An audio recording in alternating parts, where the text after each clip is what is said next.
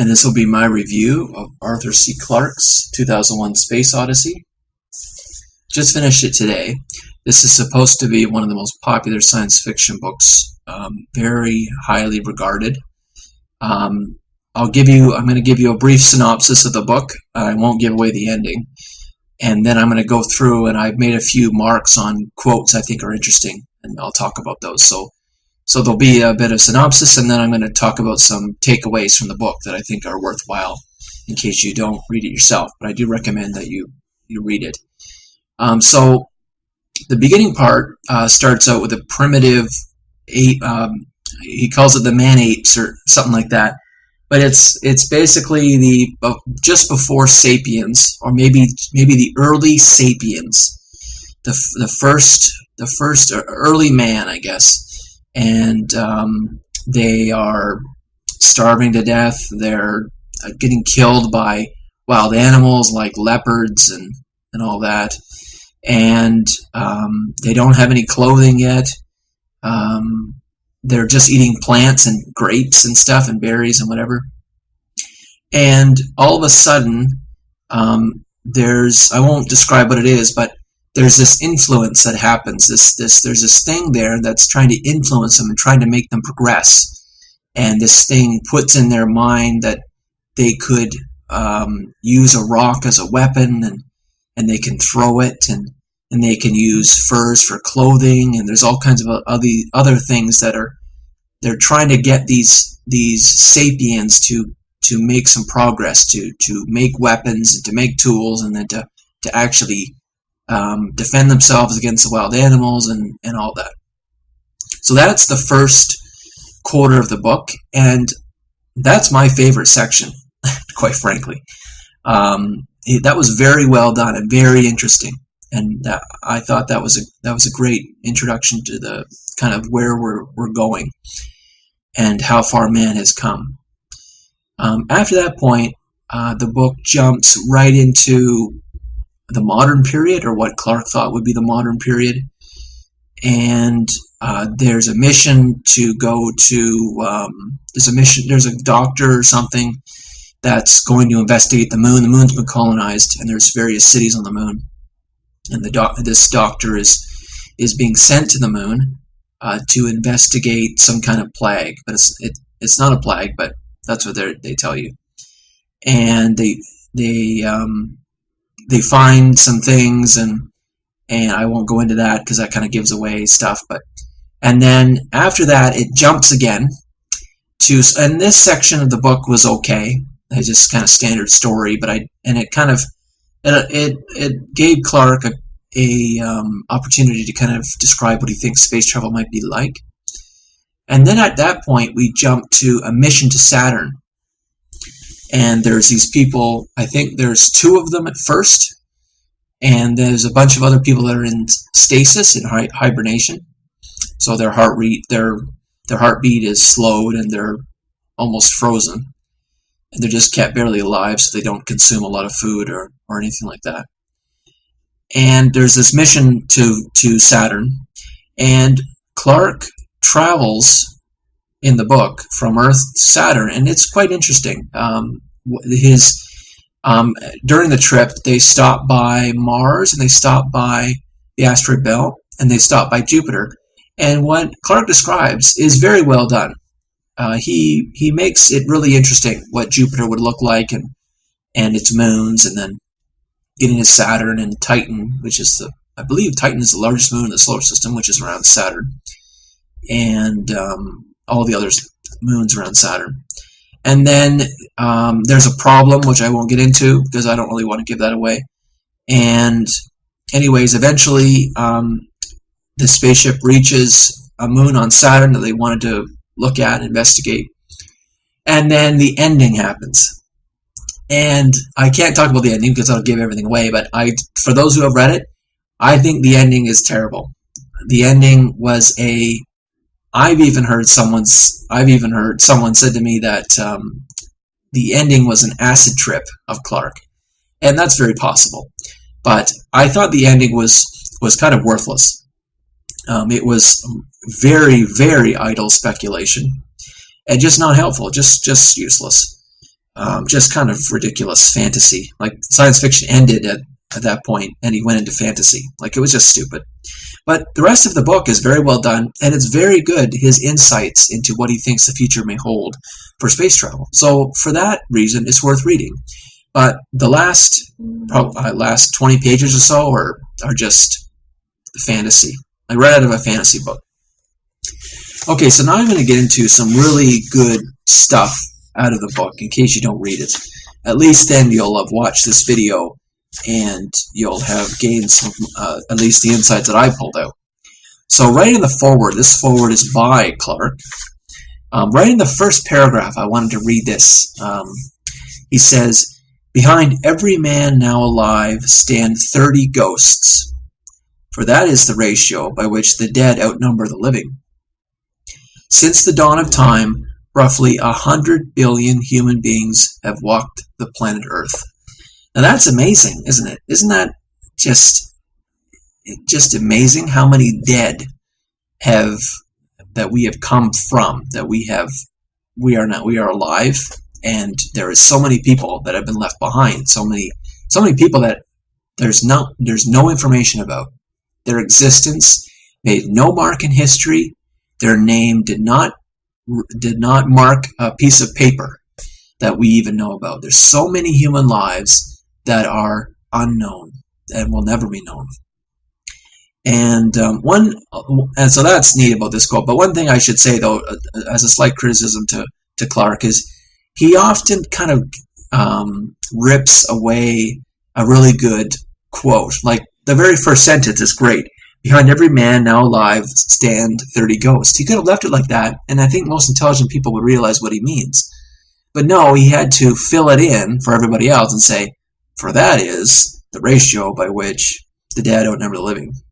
Like, okay, thanks. We knew that. But he does that a lot. It's kind of annoying. He often could just leave it with the good sentence. So that was the first page of the foreword, and the last page of the foreword is another good part. He says here, "But the barriers of distance are crumbling. One day we shall meet our equals, or our masters among the stars."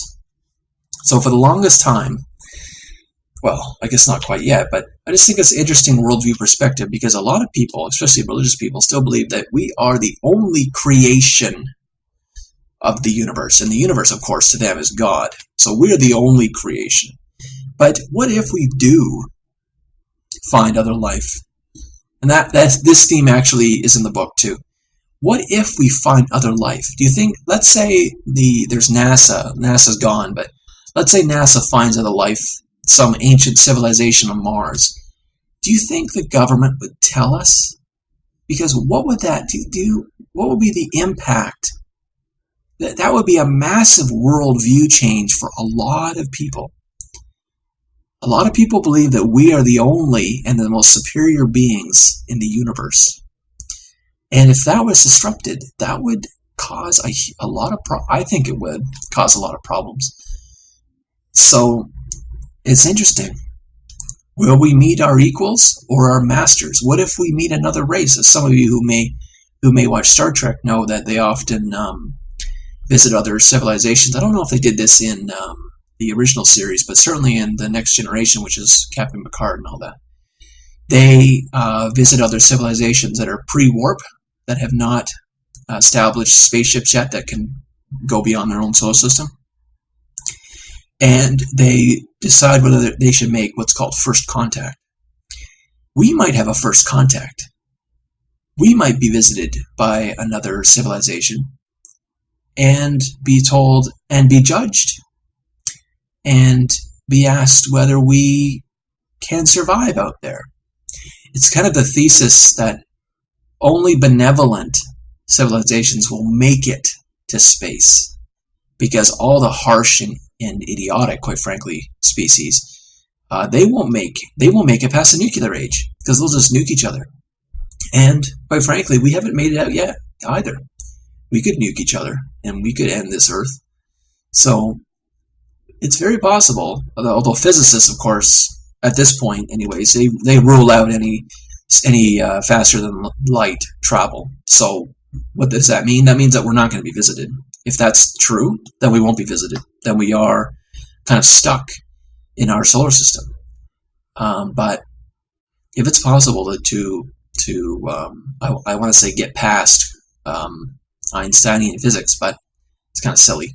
If we find out that Einsteinian physics is not right and that we can get past the speed of light, then we could be visited, and we very likely will be judged. It would be ridiculous to assume that we're the most superior in the universe. Like, with that, there's no basis to that. It's just, there's no proof against it, but it's unlikely. It's just unlikely that we would be the most superior. Maybe other civilizations started quicker. Maybe there are other civilizations that are just goo people. And so when they emerged as goo, just as we emerged as goo, and then goo changed into bacteria and all that stuff, maybe they had a head start because they're still goo. I don't know. But you see, like, maybe ape-like, or I don't know, bipedal, maybe our species takes longer to get to where we are, whereas another kind of species, if it evolves, is faster. And I guess another species then that couldn't have emerged on this Earth because of the environmental conditions. And so now getting into the first about quarter of the book, where it's talking about this primitive, this early man species. This is on page 4. He says, "The forehead was low, and there were ridges over the eye sockets. Yet he unmistakably held in his genes the promise of humanity." I thought that was really interesting, saying, look, that this ape man who was very savage-like and getting killed by other animals and attacking other tribes and not a lot of thinking going on, still very instinctual. There's promise of humanity in him. He has a very tiny quality of humanity in him, and through progress and advancement and babies, that small part will enlarge and become more and more and more and more. So I thought that was interesting. And here's another example. This is still in the first part of the book. This is on page 17.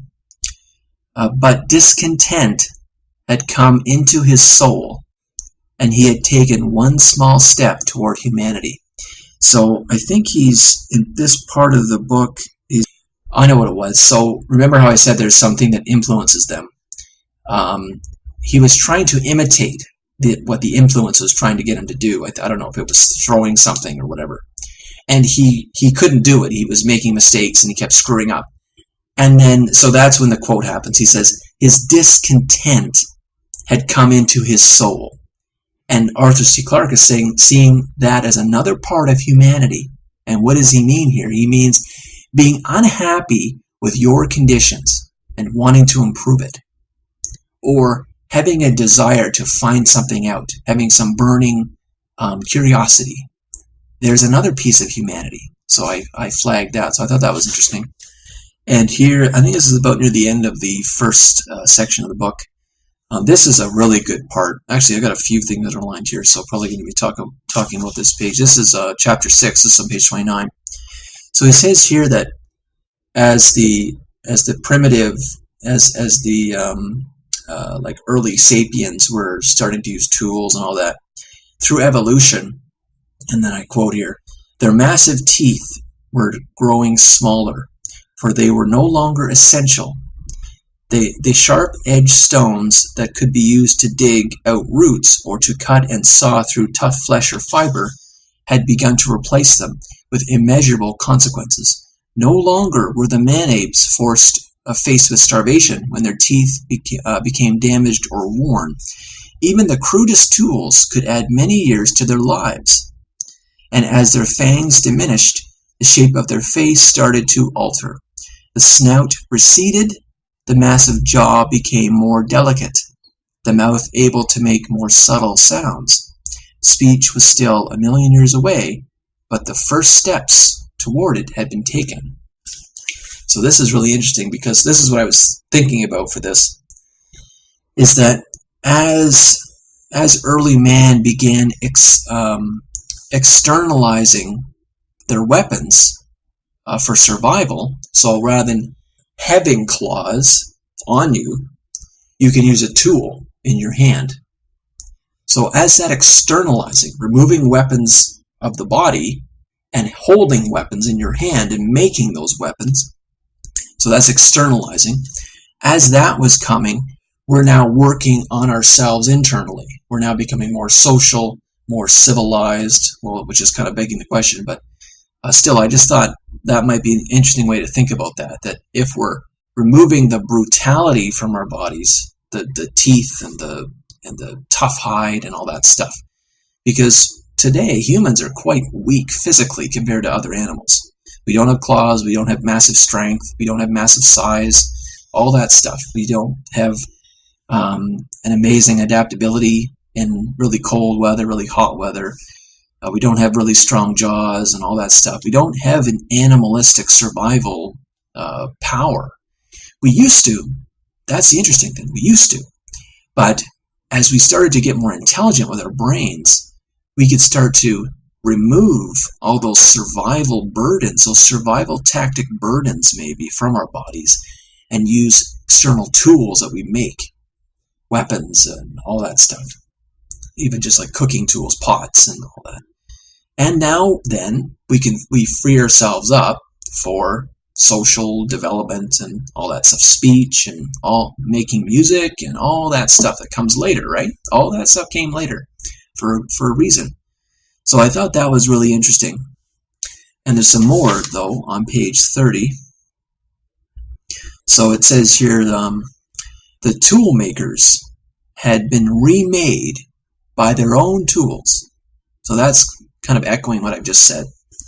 So the tools the tool makers make actually transform the tool maker again. Because if I make a hammer or I make an axe, I don't need a big jaw. I don't need fangs because I've got one in my hand with a stick, right? Or with a rock. So in the same line of thought, he says, the first true men had tools and weapons only a little better than those of their ancestors a million years earlier, but they could use them with far greater skill.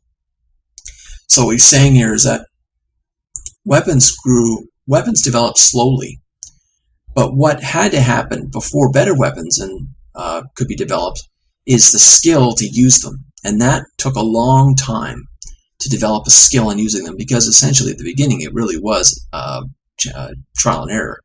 But then that had to be taught to the young for them to retain it. And this took a long time too. So even when man got to tools, it took a long time to use the tools. Now we got to, before we emerged, being able to bite stuff and maybe pound stuff, punch stuff, or I don't know, whatever, right? But now that we've got tools, we have to learn how to use tools. This doesn't just happen automatically. So I put a rock in my hand, now I know how to use it? Absolutely not. This took also time. So not only does evolution happen in biology, it also happens in skill. Like not only is time consumed by biological changes adapting to the environment, but also skill in using things requires time. He says at the bottom of page 30, unlike the animals who knew only the present, man had acquired a past, and he was beginning to grope toward a future. So again, this was absolutely necessary. A past to train, a past so that they could train to the next generation. The animal kingdom has always been, they've always had a very, their existence is just present. Oh, I'm alive, I'm dead. I'm alive, I'm dead. That's it. That's all. But humans, I'm alive, and I learned from the dead. And maybe I develop something new. That the new people, the future people, learn from me. And so that happens. That cycling and production of knowledge happens. And the maintenance of knowledge and keeping it alive. But animals, they just live a pigeonholed existence. They're alive and they're dead, and that's it. But man can, and a bird dies, that bird has no existence in the next generation. But man does if he leaves something in the present. So that, especially information and knowledge. So that also accelerated our growth. And this is on page 31, still on the same kind of topic. He says that with the use of fire, he had laid the foundations of technology and left his animal origins far behind. And then just a bit past that, he says, as his body became more and more defenseless, so his means of offense became steadily more frightful. So absolutely, what kind of lion? Sure, lions are dangerous, but we don't hand-to-hand combat lions. We have guns. So man is far, or we have nuclear weapons. We have our offensive capacities as humans are immense. Like other civilizations and in other worlds might look at us as a very aggressive species because we are defenseless biologically. If we go out in space, we're going to have to have space suits and armored suits of some kind because our bodies are so weak and frail. Our weaponry is immensely destructive. So that's been it's like a Spartan kind of development. We have really, really focused on externalizing our weapons, not improving our biology. The best way we can do it is be healthy and to exercise and all that, but a lot of people don't do that. And even if someone does do a lot of that, they're still weak. Like they're still not as strong as an ape. They're still not as fast as many animals. They can't swim as fast as most fish and dolphins and all that. Even our fittest human is inferior to most of the animal kingdom. They're much of the animal kingdom. So I think that's an interesting observation, though. Still, all of this was really interesting. Now we're into the space age. So the primitive stuff is done. Now we're into what he thought was the present, which doesn't happen. But this is on a space station. I don't know if it's orbiting the moon or orbiting the Earth, but I thought it was really interesting about creating gravity on the spaceship. He says Space Station 1 revolved once a minute, and the centrifugal force generated by this slow spin produced an artificial gravity equal to the moon. This, it had been discovered, was a good compromise between Earth gravity and no gravity at all. I thought this was really neat, and he actually goes through some kind of interesting practical problems that one may have in space, and I don't know how the astronauts on the International Space Station deal with this, but for one thing he talked about was going to the bathroom. If there isn't any gravity, you're going to have a problem. And so what Arthur C. Clarke, what his solution is that you actually spin part of the space station, not all of it, just part of the space station. You make it revolve, and if you make it revolve, it actually pulls you in. And you can experience this if you go on one of those spinning things. I don't know what they call them in the park. Often they're in parks. Actually, they're probably all gone now because kids get hurt by them. But if you spin on one of those metal things that used to be in parks, it actually pulls you into it because of what's called centrifugal forces. And so Clarke thought that would work well in space too, that if you spin something, it will pull you in and create an artificial gravity, and then you sit on the toilet and you do what you need to do, and you have some gravity to help you. So he thought that was needed. And there were some other practical issues that gravity helped with. I can't remember what else there was. I don't know if eating was a problem, but he mentioned about like liquids.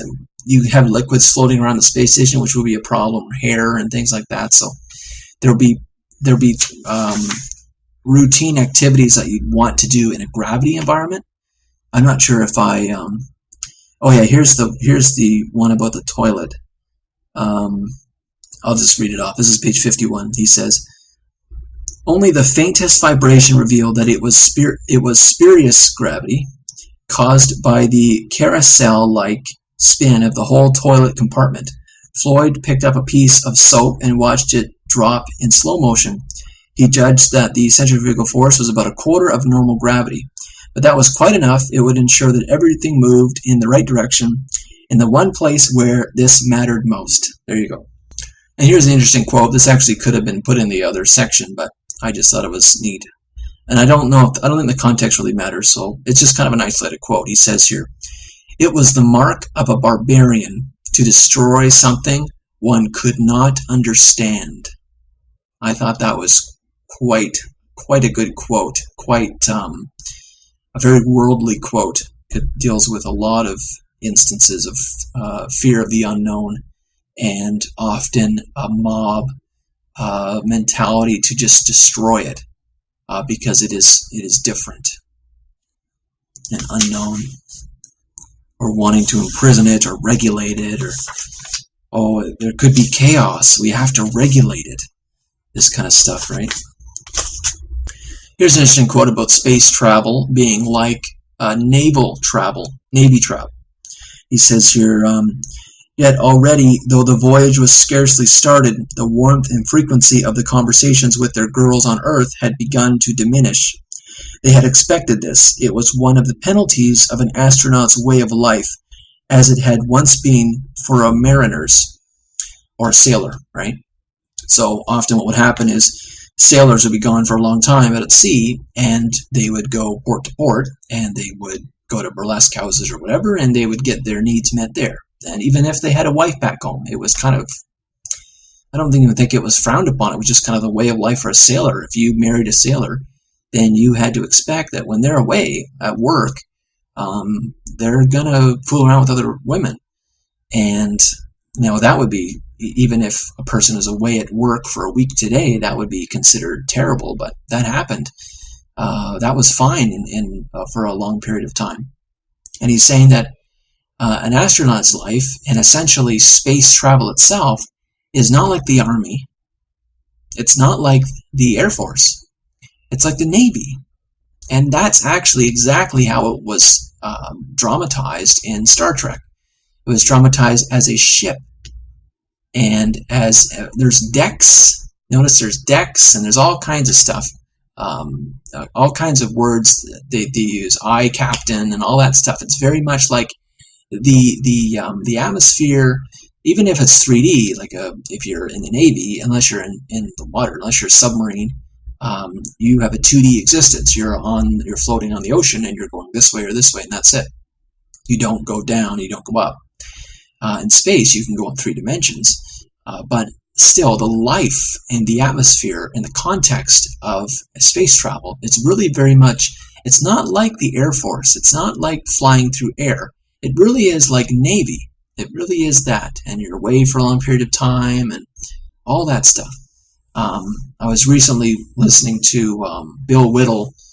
He has a YouTube channel, and he's a conservative commentary guy, Republican kind of thing.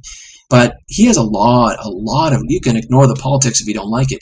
He has a lot of great stuff on space stuff. He's all into sci-fi, and he is very, very knowledgeable about planes, because he's a pilot himself, and space travel and all that stuff. Very knowledgeable, very interesting to listen to him. And he also talked about that too, that space travel is like, if space travel, NASA's gone, but if it would ever be a military organization, it would be like the Navy. And there'd have to be a separate one made. You couldn't just take all the Navy and just turn them into space people. But really the life of space travel will be like a Navy kind of military context. So I thought that was interesting, that parallel that exists between the life of an astronaut and the life of a sailor. That's why we study history, is because we can find those parallels. They do exist. You just have to study history and learn something. I just noticed it's getting darker. I just noticed that now. This is just a note. This is just a note I thought was kind of neat. I don't know if it's true or not, but I just thought it was neat. He says that the rings of Saturn had been created only recently, a mere 2 or 3 million years ago. But no one had ever given the slightest thought to the curious coincidence that the rings of Saturn had been born at the same time as the human race. I don't know if that's true. He talks a bit about why that happens, about why the rings of Saturn were a recent phenomenon, or where they came from, and I don't want to get into that, but that's just something for you to look into if you're interested. Apparently, I just figured the rings would be there have been there for a long, long time, but apparently not. Apparently they're actually recent. And millions of years ago is not that long ago, considering how long the universe has been around. So it's odd. You just think that the rings of the gas giants, you would think that they have always been around, but no, they're a creation. They're something that have come a bit later. So I didn't know that, but if you're interested, you might look into that and see why. And here's a quote on page 195. He says, "And now, out among the stars, evolution was driving toward a new goal. The first explorers of Earth had long since come to the limits of flesh and blood. As soon as their machines were better than their bodies, it was time to move. First their brains, and then their thoughts alone, they transferred into shining new homes of metal and of plastic." So it's kind of interesting in terms of, will we eventually have digital selves? Or will we eventually transcend body, transcend a living body? Consider people are already, there's already metal implants. Why not enhancements? People are already getting laser eye surgery. That's not really an implant, but people are getting hearing aids. That's sort of an implant. You can actually get internal implants. That's a metal implant. That is a Borg implant. Why can't we start getting more and more of these? Why can't let's say I'm a professional basketball player. I'm not, but let's say I was. I'm going to get metal legs that can jump higher. Why not? Or I want to get metal arms and be like Jax from Mortal Kombat or RoboCop or something. What's going to be stopping us from getting cyborg enhancements to improve our eyesight, to improve our strength? And this is going to be metal and plastic.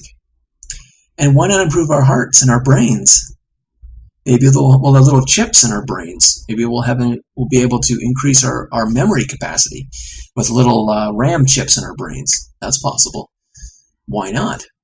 Why not just fix it all? Why not make us all into just metal pieces slowly? So that stuff is in the future. Probably not in my lifetime, but that stuff's in the future. And what is the limits of that? Are there any limits to that? And why not just transfer our consciousnesses to circuit boards and create digital selves that live on forever? Is that not the ultimate end of humanity? We began as goo. We emerge into flesh and blood and bone. Then we start changing our flesh and blood and bone into metal and plastic. And then eventually we transcend all of that material. It's possible, I guess. Interesting. But that may be the progress. Like, you could see us in one sense. We've emerged technologically very far in terms of going from stones, throwing stones at stuff, to weapons and all that, computers and whatever. But we haven't changed our bodies very much. So that's coming. And that's already here. But that's going to grow. And that may be the future of humanity. Eventually, it makes me think of Tron, but that's probably not quite. I guess it's sort of relevant, but transcending the body into some kind of digital world and remaining there. So that may be the future of man. What's next? I think at the very least, you have to ask the question, what is next? Here's a really neat quote. This is kind of an observation about humanity and just our life in general here on Earth. It says that sun was now an object that no man would have recognized. I think this is he's on Saturn now or something like that, or he's orbiting around Saturn or whatever. It was far too bright to be a star, but one could look directly at its tiny disk without discomfort. It gave no heat at all when Bowman held his ungloved hands in its rays as they steamed through the space pod's window. He could feel nothing upon his skin. He might have been trying to warm himself by the light of the moon. Not even the alien landscape 50 miles below reminded him more vividly of his remoteness from Earth. I thought that was pretty neat because isn't it a ubiquitous and so common, I'm trying to think of a better word, it is inalienable that we've always felt warmth from the sun, unless it's wintertime or something. Usually when we are outside, we can feel the sun. We feel the sun. We don't feel the moon. The moon is just out there and it's just emitting light. But the sun we always feel. But can you imagine being so far away that you can't feel that warmth? And wouldn't that be odd? Wouldn't that be a very different place, different world? I just thought that was interesting observation about how used to we are of the sun and its warmth, and of course how dependent and how crucial that has been for life on this planet. So for the astronaut to be so far away that he no longer feels that lifeline, it seems, it would be odd. It would be a really alienating feeling, I guess. Like, I don't know, not like biologically or something, or I don't know. But I think that's it, actually. I don't think I made any more marks because, like I said, I thought the ending was kind of crappy. But anyways, I hope you liked the review. And there's apparently 3 books in this series. I think the next one is 2010 Space Odyssey, and the next one, I'm not sure, it's 2030 or something like that, Space Odyssey. If you've read book 2, please tell me if it's any good, because I thought the first part of this book was great on the primitive man stuff. I thought it was very neat. There's very good observations that Clark makes, and there's some very good observations he makes throughout. But his ending was terrible, and I have no idea what book 2 is about. Is it worth reading? So if you've read it, please let me know.